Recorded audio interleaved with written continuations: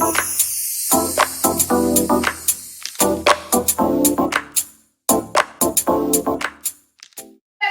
Back to the channel multi skill education by Muskan Gupta. इस channel पर हम अलग अलग क्लासेस के अलग अलग सब्जेक्ट्स की अलग अलग चैप्टर्स को अच्छे से समझने वाले हैं इन डिटेल। कॉन्सेप्चुअल अंडरस्टैंडिंग पर ज्यादा फोकस करेंगे, पर आपको कीड़े बनने से कुछ नहीं होता। कॉन्सेप्ट समझोगे तो अपने आप ही नंबर्स में एक्सेल करोगे। और आज का जो हमारा टॉपिक है वो है केमिस्ट्री क्लास 10th की। पिछला साल लॉकडाउन में गया, इस बार अगर स्कूल खुल जाते हैं तो हमें अपनी ग्रिप तो नहीं खोनी है ना, इसीलिए इसी चीज को ध्यान में रखते हुए चैनल भी बना दिया। क्लास 10 केमिस्ट्री को हम पढ़ने वाले हैं। चैप्टर 1 आने वाला है, केमिकल रिएक्शन एंड इक्वेशन। अब पहले तो चैप्टर के नाम को ही समझ लेते हैं ताकि इससे पता चल जाए कि चैप्टर के अंदर हमें क्या क्या पढ़ना है। ठीक है, तो चैप्टर के नाम 2 पार्ट्स में, केमिकल रिएक्शन और इक्वेशन। इक्वेशन मैथ्स में सॉल्व करते हो यार, क्लास 9th में पूरी मैथ्स यही भरी पड़ी थी। अरे हाँ, क्लास 9th की अगर मैथ्स की वीडियोस देखनी है तो चैनल को सब्सक्राइब करना और क्लास 9th की मैथ्स की प्लेलिस्ट को जाकर जरूर फॉलो अप कर लेना। इक्वेशंस जो हमने हर टाइम सॉल्व करी है, बट यहाँ पर थोड़ी सी इक्वेशंस के अंदर आने वाला है डिफरेंस। धीरे धीरे समझेंगे कि है क्या एक्चुअली। बात करते हैं केमिकल रिएक्शन की। केमिकल रिएक्शन से क्या मतलब है? क्लास 6 के अंदर कुछ पढ़ा था फिजिकल एंड केमिकल चेंज के बारे में। केमिकल चेंज होता कब है? जब केमिकल रिएक्शन होता है। ठीक है, केमिकल चेंज कब होता है? जब केमिकल रिएक्शन होता है। और केमिकल रिएक्शन से यार हम लोग घिरे पड़े हैं।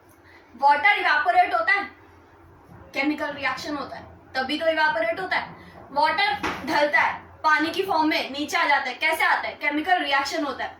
गैसेस निकलती हैं, ठीक है, हम कुछ घर में खाना भी पकाते हैं तब भी उसमें से बीच में धुआं उठता है। वो क्या है? वो सब कुछ एक केमिकल रिएक्शन है। और हम यार मतलब हम लोग ना चारों तरफ से घिरे पड़े हैं केमिकल रिएक्शन से। अब केमिकल रिएक्शन का मतलब समझ में आ गया। केमिकल रिएक्शन क्या है? It is a start point for chemical change. ठीक है, केमिकल चेंज तभी होता है जब केमिकल रिएक्शन अगर होता है। अब केमिकल रिएक्शन हुआ या नहीं हुआ, इनको कैसे हम आइडेंटिफाई कर सकते हैं कि यहाँ पर केमिकल रिएक्शन हो रहा है, यहाँ पर फिजिकल चेंज हो रहा है, यहाँ पर नहीं हो रहा है, यहाँ पर ये। इस चीज को कैसे समझेंगे? तो there are basically 4 characteristics according to the NCERT में। आपके पास 4 कैरेक्टरिस्टिक्स होती है to identify whether a chemical reaction is taking place और नॉट। उन 4 कैरेक्टरिस्टिक्स को देखते हैं। चेंज इन कलर, ठीक है। फिजिकल एंड केमिकल चेंजेस में हमने पढ़ा था कि रेड और ब्लू कलर के लिटमस होते हैं जो एसिड्स एंड बेसिस के अंदर हमें अलग अलग कलर्स देते हैं। वो क्या करते हैं? वो कैसे पता चलता है? वो चेंज ऑफ कलर से पता चलता है। एक्चुअल के अंदर उनमें क्या हो रहा होता है? उनके अंदर भी एक केमिकल रिएक्शन हो रहा होता है, तभी तो कलर को चेंज करते हैं। अदरवाइज आप खड़े हो, मैं खड़ी हूँ, हम कोई अपने आप ही अपना कलर बदल लेते हैं क्या? ऐसा तो नहीं होता ना। तो केमिकल रिएक्शन होगा तभी हमारा चेंज ऑफ कलर आ सकता है। दूसरा, चेंज इन स्टेट। पानी की बात करी थी अभी। पानी लिक्विड फॉर्म में है, उबाला गैसियस फॉर्म में हो गया, कंडेंस हुआ तो रेनी फॉर्म में आ गया, वापस से लिक्विड हो गया। ये क्या है? Change in state. Liquid, solid, gas, 3 states होती हैं, इनके अंदर ही तो चेंज हो रहा है। तो ये भी क्या है? एक केमिकल रिएक्शन के थ्रू ही हो रहा है। ओके, नंबर 3 क्या है हमारा? Change in gas, sorry change नहीं, evolution. Evolution of gas. Evolution of gas का क्या मतलब है? आपने फ्यूल को बर्न करा, पेट्रोल को बर्न करा, ठीक है, पेट्रोल को बर्न करा कार चलाने के लिए, पीछे से गैस निकलती है। हम लोग क्यों कहते हैं कि कार्स वगैरह या पेट्रोल को हमें कम से कम यूज करना चाहिए? क्यों? क्योंकि वो जब बर्न होते हैं तो कुछ गैसेस को रिलीज करते हैं, which is one of them क्या है? CO2, जो कि कार्बन डाइऑक्साइड जिसे हम कहते हैं, जो कि ग्लोबल वार्मिंग में मेजर कॉज है। ठीक है, तो ये क्या है? ये क्या है? हमारी इवोल्यूशन ऑफ गैस। और ये किससे होती है? मतलब कि अंदर कुछ ना कुछ केमिकल रिएक्शन हुआ है। पेट्रोल भी एक केमिकल फॉर्मूला से बना होता है, ठीक है, that also can be expressed as a chemical formula. When heated वो किन किन चीजों में चेंज होता है? कुछ चीजों में चेंज होने पर गैसेस इवॉल्व होती हैं। This is one of the example evolution of gas. किसी चीज को जलाने पर आपको जलन सी महसूस हो, गंदी सी स्मेल आए, क्या हो रहा है वो, यानी कि वहां पर केमिकल रिएक्शन हो रहा है, और जो आपको फाउल स्मेल दे रही है वो क्या है, गैस इवॉल्व हो रही है, तब आपको फाउल स्मेल आ रही है उससे। ठीक है। Another thing is change in temperature. ठीक है। पानी ठंडे से निकाला फ्रिज से, बिल्कुल गर्मियां आ रही हैं, सब लोग फ्रिज से यूज करते हैं। टेम्परेचर था पानी का 1-2 डिग्री, आप थे डाइट कॉन्शियस, उस पानी को डाल दिया उबालने। ठीक है। टेम्परेचर क्या हो गया, 100 डिग्री, और ज्यादा हो जाएगा, यानी 100 से प्लस हो जाता है तो वो इवेपोरेट हो जाएगा। ये क्या है, चेंज इन टेम्परेचर। तब एक जो आपने जस्ट फ्रिज से पुल आउट करी है बॉटल, उसको हाथ लगाओ, कुछ फर्क नहीं होगा, लेकिन जो पानी उबल रहा है उसको हाथ लगाओ तो बहुत कुछ होगा। ये क्या हुआ हमारा, चेंज इन टेम्परेचर। ठीक है। तो ये 4 कैरेक्टरिस्टिक्स हमारी ऐसी हैं जो हमें पता लगाती हैं, या जिनको ऑब्जर्व करके हमें पता चल सकता है कि एक केमिकल चेंज या केमिकल रिएक्शन ऑकर हुआ है हमारे आसपास। ठीक है। तो ये थी हमारी 4 कैरेक्टरिस्टिक्स। नेक्स्ट आ जाते हैं हम हमारी केमिकल इक्वेशंस पर। ठीक है। एक्चुअली केमिकल इक्वेशन होती क्या है, थोड़ा सा इसको कर देते हैं इरेज। अब बात करते हैं केमिकल इक्वेशन। केमिकल इक्वेशन क्या है, हमने मैथ्स में इस तरीके से इक्वेशंस को तो अब तक पढ़ ही लिया। ठीक है।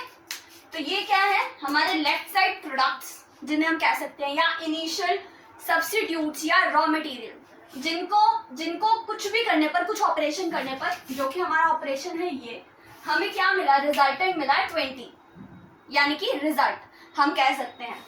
तो सिमिलरली अब इन्हीं से इक्वेशन पर आएंगे और केमिकल इक्वेशन कैसे बनती है वो देखते हैं। ठीक है।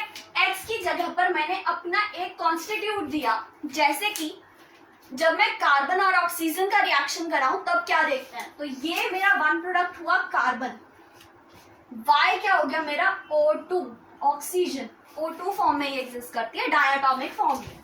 ठीक है। 20 नहीं, यहाँ पर मेरा रिजल्ट क्या बनने वाला है, CO2, कार्बन डाइऑक्साइड। ठीक है।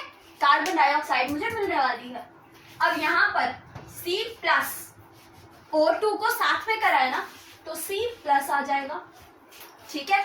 And this is our product, but यहाँ पर हम इसे इक्वल्स को ऐसे देते हैं, क्यों, क्योंकि इन दोनों के रिएक्शन से हमें ये मिला है।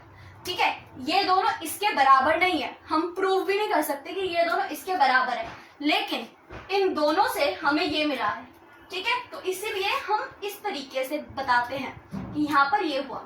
अब इसके ऊपर क्या लिखा जा सकता है, इसके नीचे क्या लिखा जा सकता है, कुछ रिएक्शंस में पढ़ा होता है, ऊपर और नीचे भी कुछ कुछ लिखा होता है। ऊपर और नीचे बेसिकली हम कुछ चीजें लिखते हैं, जैसे कि उसमें ही हो सकता है, एयर के अंदर ही हो सकता है, तो हम यहाँ पर मीडियम एयर लिख देते हैं। किसी पर्टिकुलर स्पेसिफिक टेम्परेचर पर ही हो सकता है, तो हम यहाँ टेम्परेचर दे देते हैं। तो ऐसे कुछ भी स्पेसिफिक है अगर किसी रिएक्शन के साथ, तो हम उसे एरो के ऊपर और नीचे स्पेसिफाई करते हैं। ठीक है। तो ये है हमारा एक केमिकल रिएक्शन जिसे हमने पढ़ा। ये क्या है, हमारा एक केमिकल रिएक्शन या केमिकल इक्वेशन। ठीक है।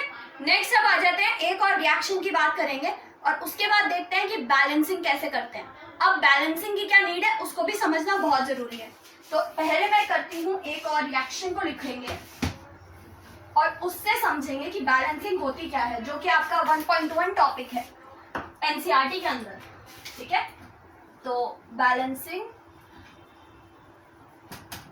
ऑफ इक्वेशन,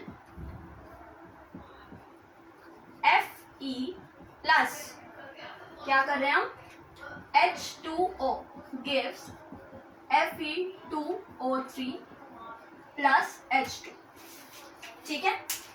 ये रिएक्शन है। हमने शुरुआत में या क्लास 9th-8th के अंदर ये चीज को जरूर पढ़ा था कि रिएक्शन के अंदर कभी भी कोई भी चीज नई क्रिएट नहीं होती है, ना ही हमें नई मिलती है, ना ही चीज नई क्रिएट होती है। जो चीजें, जो कॉन्स्टिट्यूट्स आपने खुद डाले हैं उसके अंदर, वही आपस में कुछ एक्सचेंज वगैरह कर मिल जाते हैं। Neither the energy is created in the reaction nor the energy is destroyed. ये चीज हमने पढ़ी थी। अब उसका प्रैक्टिकली देखते हैं। इन सारे कॉन्सेप्ट्स को ध्यान में रखते हुए अगर ये चीजें सही हैं तब हमारा ये रिएक्शन, इसमें कुछ ना कुछ गड़बड़ है, क्योंकि यहाँ पर Fe जो है वो एक एटम है, ठीक है। दिस कॉन्स्टिट्यूट्स कि हमारे पास Fe का एलिमेंट जो है वो एक है, ठीक है। लेकिन रिजल्टेंट में हमें कितने मिले Fe के? 2। Fe के लिए हमें 1 था हमारे पास, लेकिन हमें मिला क्या? 2। सिमिलरली O की बात करें, ऑक्सीजन, यहां पर हमारा था 1, लेकिन रिजल्ट में कितना मिला है? 3। ये डिफरेंस है हमारे पास। जस्ट अ सेकेंड, थोड़ा सा और टैबुलर फॉर्म में इसको लिखेंगे।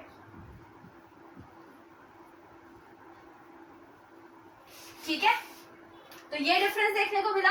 अब बात करें H की, ये था 2 यहाँ पर और ये यहाँ पर भी हमारा 2 ही है, तो ये तो बैलेंस है। तो बाकी सब जो ये हमें जो डिफरेंस अब देखने को मिला, ठीक है, ये ऑक्सीजन है, तो जो यहाँ पर डिफरेंस देखने को मिल रहा है 1 का 3, 1 का 2, ये कैसे आया? क्या नया एटम क्रिएट हो गया, या रिएक्शन के टाइम पर हमने दूसरा कहीं से आयरन उठाकर और डाल दिया, या ऑक्सीजन उसे कुछ और मिल गया? नहीं, ऐसा कुछ भी नहीं हुआ। जो आपने रिएक्शन लिखा है, रिएक्शन वही हुआ। रिएक्शन के अंदर कुछ भी गड़बड़ी नहीं हुई, बस गड़बड़ी कहाँ है? हमारे उसको लिखने के तरीके में। हमने जिस तरीके से रिएक्शन लिखा वो एक सिंपलेस्ट फॉर्म, सिंपलेस्ट एकदम बिल्कुल बेसिक सा फॉर्म, बट एक्चुअल में जब हमें रिप्रेजेंट करना होता है, जब हम साइंटिस्ट बनते हैं, जब हमें एक एक एटम का हिसाब रखना पड़ता है कि यहाँ पर इस रिएक्शन के अंदर ऐसा हुआ, यहाँ पर ऐसा हुआ, तब हमें इस इक्वेशन से काम नहीं चलेगा, ठीक है। तब हम क्या करते हैं? इक्वेशन को बैलेंस करते हैं। और ये आपका मतलब बहुत ही एक इम्पॉर्टेंट क्वेश्चन है सीबीएसई के पॉइंट ऑफ व्यू से भी, बोर्ड के पॉइंट ऑफ व्यू से भी, और आपके स्कूल के पॉइंट ऑफ व्यू से भी, कि बहुत ज्यादा पूछे जाने वाला चीज है केमिस्ट्री के अंदर, बैलेंसिंग ऑफ इक्वेशंस, ठीक है। तो बैलेंसिंग अब यहाँ पर क्या है? बैलेंसिंग का मतलब क्या है कि यहाँ पर जितने एटम्स हम भेजें उतने ही हमें यहाँ मिले, यानी कि अगर यहाँ पर हमने 2 भेजे हैं तो यहाँ पर भी हमें 2 ही मिलने चाहिए, वहां पर अगर 3 है तो यहाँ पर भी हमें 3 मिलने चाहिए। तो इसे कहते हैं बैलेंसिंग। और बैलेंसिंग द इक्वेशन ऐसा है कि ऐसा भी नहीं कि हमने यहाँ पर जैसे 2, 4, 6, 8 लिख दिया, तो ये और सिंपलेस्ट हो सकता है, यहाँ से 2 को हटाया जा सकता है और ये हो जाएगा 2, 1, 2, 3, 4, ठीक है। तो बैलेंस करते हुए ये भी चीज ध्यान रखनी है कि सिर्फ मल्टीपल्स नहीं होने चाहिए, कि किसी को कैंसिल कर हमारा कुछ और प्रोडक्ट या कुछ और रिजल्ट निकल आए, ठीक है। तो इस चीज को ध्यान में रखते हुए अब हम इक्वेशन को बैलेंस करने पर आते हैं, ठीक है। हमें पता है कि डिफरेंस क्या है। इस तरीके का टैबुलर फॉर्म का स्ट्रक्चर अगर आप अपने लिए बना लेते हो या पेपर में बनाते हो तो ये आपको काफी हेल्प करेगा, ठीक है। लेकिन साथ साथ ही नहीं, अलग से एटम्स का नेम मेंशन कर, ठीक है। तो अब नेक्स्ट पर बात करते हैं। मेरे हिसाब से तो आपको पॉइंट ऑफ व्यू कि हम क्या करने की कोशिश कर रहे हैं और कैसे करेंगे वो तो हम अभी बात करेंगे, लेकिन क्यों कर रहे हैं ये समझ में आ गया है। अगर आपको किसी भी during the whole video, during any of the concept, during solving your NCERT या कोई और एक्स्ट्रा बुक, अगर आपको कोई भी डाउट आता है, do mention in the comment section, ठीक है। तो यहाँ पर आ जाओ। अब यहाँ पर डिफरेंस है 1 और 2 का। बेसिक जो है हम स्टेप वाइज चलते हैं। स्टेप 1 जो है वो हमारा होता है सबसे ज्यादा मोस्ट कॉम्प्लेक्स प्रोडक्ट को सिलेक्ट करो, ठीक है, and the element which exist in normal form. First, balance that.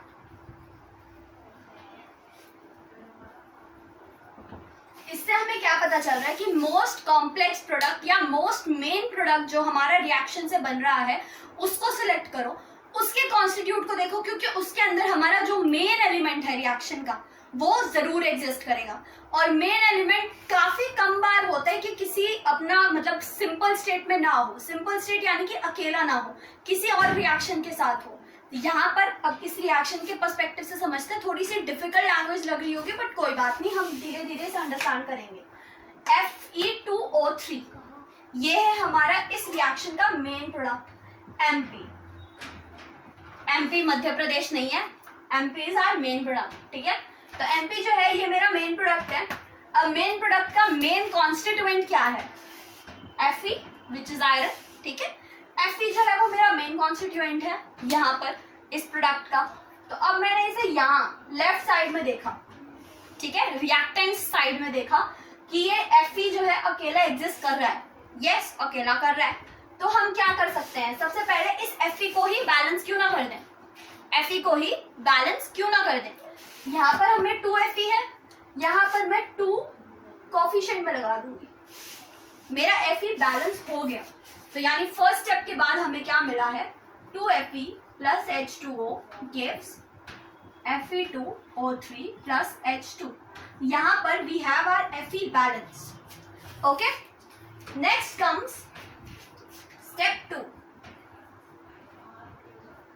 From the complex product, select the other important element and balance that, ठीक है। अब हमारा मेन प्रोडक्ट एमपी क्या था, Fe2O3। तो यहाँ पर Fe जो था वो सबसे मेन था, इसी मेन प्रोडक्ट का दूसरा मेन एलिमेंट क्या है, O, ठीक है। तो अब हम O को बैलेंस करेंगे। O यहाँ पर कितने हैं, 3, ठीक है, 3 O है यहाँ पर पूरे रिएक्शन में। और यहाँ पर O कितनी बार है, एक ही बार है, यानी कि हमें इस एक ही O के साथ ही कुछ कुछ करना है ताकि हम इसे बैलेंस कर दें। यहाँ पर O है 3 बार, तो अगर मैं यहाँ पर पीछे 3 लगा दूं तो मेरा O बैलेंस हो जाएगा, डेफिनेटली हो जाएगा। तो हमारा स्टेप 2 के बाद क्या रिएक्शन बन जाएगा, 2Fe plus 3H2O gives Fe2O3 plus H2, ठीक है। अब हमारा स्टेप 3 क्या है, balance the remaining elements step by step. यहाँ पर रिमेनिंग एलिमेंट क्या रह गया हमारा, H जो कि अनबैलेंस्ड है, यहाँ पर है H2 और यहाँ पर कितने हो गए हैं, 3 into 2 6, ठीक है, 3 into 2, this is 6 and this is 2, ठीक है। तो इस 2 को 6 बनाना है, जरूरी नहीं। अभी तक हमने क्या करा, अभी तक हमने रिएक्टेंट साइड चेंज करा। कभी भी ये चीज कंपलसरी नहीं है कि आपको रिएक्टेंट साइड ही कुछ ना कुछ कर बैलेंस करना है। You can modify product side as well, ठीक है। तो प्रोडक्ट साइड पे भी यू कैन मॉडिफाई। तो यहाँ पर हम प्रोडक्ट साइड को मॉडिफाई करेंगे। बड़े को यानी कि ज्यादा एलिमेंट्स को हम कम नहीं कर सकते, लेकिन कम को बढ़ा सकते हैं। इस पॉइंट को भी ध्यान रखना, नोटेड डाउन, ओके। सो 3H2O हमारे पास है, यानी कि 6 एलिमेंट्स हैं और यहाँ पर है हमारा 2, ठीक है। अब मैं करती हूँ यहाँ पर मैं 3 से मल्टीप्लाई करती हूँ, तो 3 into 2 now that gives 6 and now it is balanced, okay. तो यहाँ पर मेरा केमिकल जो है, मतलब कि रिएक्शन मेरा या इक्वेशन मेरी, this is balanced. How we can check that, verification सबको जरूरी है। दोबारा से Fe के एलिमेंट्स लिए, यहाँ पर मैं लिखने वाली हूँ मेरे एटम्स, यहाँ पर मैं लिखने वाली हूँ रिएक्टेंट एलिमेंट्स और यहाँ पर प्रोडक्ट के एलिमेंट्स कितने हैं। तो Fe प्रोडक्ट रिएक्टेंट साइड है 2 और प्रोडक्ट साइड भी क्या है 2। O रिएक्टेंट साइड है 3, प्रोडक्ट साइड है 3। H रिएक्टेंट साइड कितना है 6, प्रोडक्ट साइड कितना है 6। So now I can say that my chemical reaction equation is balanced and I have achieved balancing of equations। तो ये था हमारा टॉपिक का सार। स्टेप 1, मोस्ट कॉम्प्लेक्स को सिलेक्ट कर मोस्ट इंपॉर्टेंट एलिमेंट को लीजिए। स्टेप 2, अनदर मेन प्रोडक्ट में से ही जो दूसरा एलिमेंट आ रहा हो उसको लीजिए एंड उसे बैलेंस करिए। Step 3, balance the remaining elements by adding on the product side और द रिएक्टेंट साइड, ठीक है। तो इस तरीके से हमें इक्वेशंस को बैलेंस करना है। जाने से पहले थोड़ा सा होमवर्क ले लीजिए, because it is the most important topic है अपना, ठीक है। बहुत ज्यादा डिफिकल्ट नहीं है, लेकिन ये स्टेप्स, अरे ओके, आप स्टेप्स को वीडियो पॉज कर पीछे नोट डाउन कर सकते हो if you want to, okay. And जो हमारा होमवर्क है,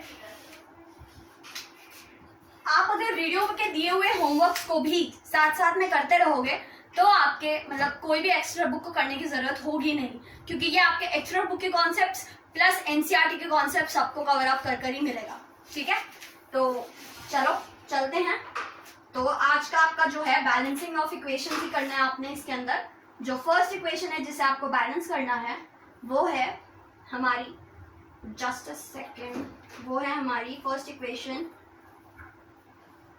CO plus H2 gives CH3OH. You have to balance this one.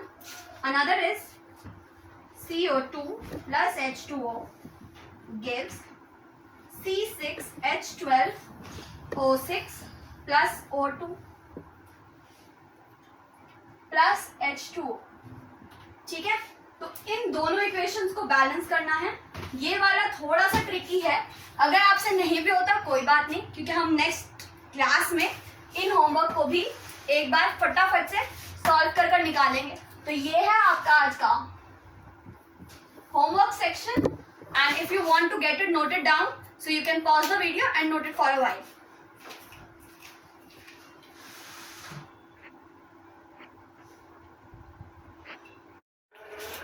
तो एवरीवन, अगर आज की वीडियो अच्छी लगी हो, कॉन्सेप्ट अच्छे से समझ में आया हो और होमवर्क करना बिल्कुल मत भूलना। अगर ये सब कुछ अच्छा लगा है तो don't forget to like share and subscribe the channel. Like share subscribe के साथ साथ बेल आइकन यानी कि घंटी को बजाना बिल्कुल मत भूलना, ताकि आपको लेटेस्ट वीडियोस चैनल पर जो भी आ रहे हैं उनके नोटिफिकेशंस फटाफट से मिलते रहे और कोई भी वीडियो आपसे मिस ना हो। तो if you like the today's video concept, then don't forget to like, share and subscribe. Share it with your friends guys, because sharing the education is really a good deed. Don't forget to stay tuned with the channel, and due to this end of video, I would like to love you all. Stay safe, stay healthy.